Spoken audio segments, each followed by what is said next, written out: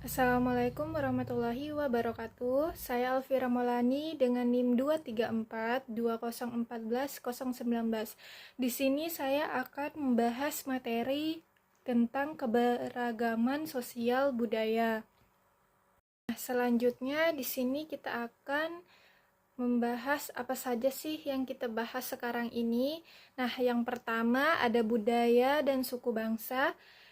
Yang kedua, pendidikan multikultural, dan yang ketiga, jenis kelamin. Nah, yang pertama ada budaya dan suku budaya. Budaya dan suku budaya dibagi menjadi beberapa poin. Yang pertama ada budaya, yang kedua ada status sosial ekonomi, yang ketiga suku bangsa, dan yang keempat pembelajaran bahasa kedua dan pendidikan bilingual. Nah, selanjutnya ada budaya. Budaya mengacu pada pola perilaku, kepercayaan, dan semua produk lain dari sekelompok orang tertentu yang diwariskan dari generasi-generasi. Produk-produk ini merupakan hasil interaksi antara kelompok orang dan lingkungan mereka selama bertahun-tahun.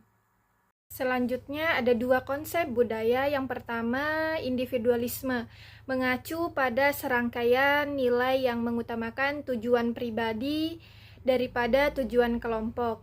Nilai-nilai individualistis meliputi perasaan senang, memperoleh keistimewaan pribadi, dan membangun kemandirian. Dan selanjutnya ada konsep kolektivisme. Nah, konsep ini terdiri dari serangkaian nilai yang mendukung kelompok. Sasaran pribadi disubordinasikan untuk menjaga integritas kelompok, saling ketergantungan anggota kelompok, dan hubungan yang harmonis. Di sini ada status sosial ekonomi. Status sosial ekonomi mengacu pada pengelompokan orang-orang dengan karakteristik pekerjaan, pendidikan, dan ekonomi yang serupa. Status sosial ekonomi menyiratkan ketidaksetaraan tertentu. Selanjutnya ada secara umum anggota masyarakat memiliki. Nah, poin pertama di sini ada pekerjaan yang bervariasi dalam prestis dan beberapa individu memiliki akses lebih banyak daripada yang lain ke pekerjaan berstatus lebih tinggi. Dan yang kedua, ada tingkat pencapaian pendidikan yang berbeda dan beberapa individu memiliki akses lebih banyak daripada yang lain ke pendidikan yang lebih baik. Dan yang ketiga ada sumber daya ekonomi yang berbeda. Dan yang keempat ada tingkat kekuasaan yang berbeda untuk memengaruhi lembaga masyarakat. Nah, di sini perbedaan dalam kemampuan untuk mengendalikan sumber daya dan untuk berpartisipasi dalam penghargaan masyarakat menghasilkan kesempatan yang tidak setara. Perbedaan sosial ekonomi adalah proksi untuk modal material, manusia, dan sosial di dalam dan di luar keluarga. Di Amerika Serikat, status sosial ekonomi atau bisa disebut dengan SSE memiliki implikasi yang penting bagi pendidikan. Individu dengan SSE rendah seringkali memiliki pendidikan yang lebih rendah, lebih sedikit kekuatan untuk memengaruhi lembaga masyarakat atau seperti sekolah, dan lebih sedikit sumber daya ekonomi. Nah, di sini ada etnisitas. Etnisitas ini mengacu pada pola karakteristik bersama seperti warisan budaya, kebangsaan, ras, agama, dan bahasa. Setiap orang adalah anggota dari satu atau lebih kelompok etnis, dan hubungan antara orang-orang dari latar belakang etnis yang sangat berbeda. Selanjutnya ada pembelajaran bahasa kedua dan pendidikan dua bahasa. Pembelajaran bahasa kedua selama bertahun-tahun. Diklaim bahwa jika individu tidak mempelajari bahasa kedua sebelum pubertas, mereka tidak akan pernah mencapai kemahiran pembelajaran bahasa ibu dalam bahasa kedua. Selanjutnya di sini ada pendidikan multikultural. Nah, pendidikan multikultural ini dibagi menjadi beberapa poin. Yang pertama, memberdayakan siswa. Yang kedua, relevan secara budaya pengajaran. Yang ketiga, berpusat pada isu pendidikan.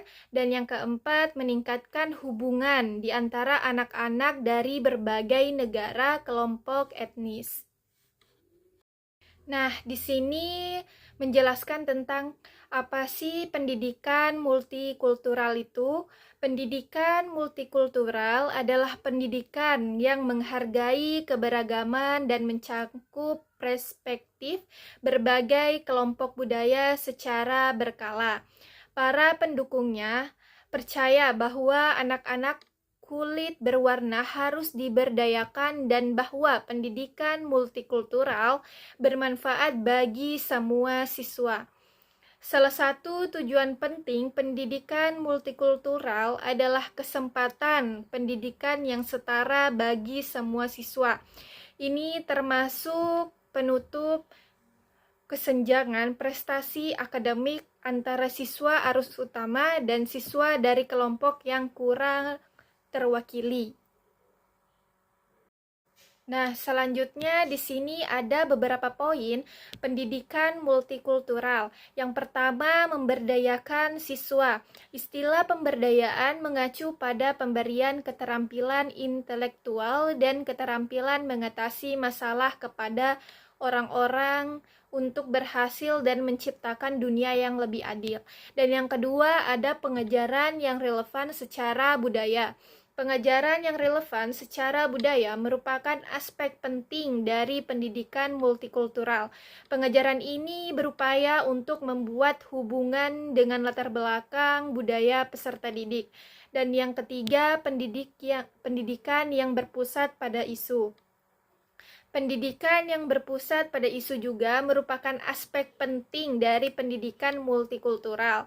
Dalam pendekatan ini, siswa diajarkan untuk secara sistematis mengkaji isu-isu yang melibatkan kesetaraan dan keadilan sosial. Dan yang terakhir, 4, meningkatkan hubungan antara anak-anak dari kelompok etnis yang berbeda.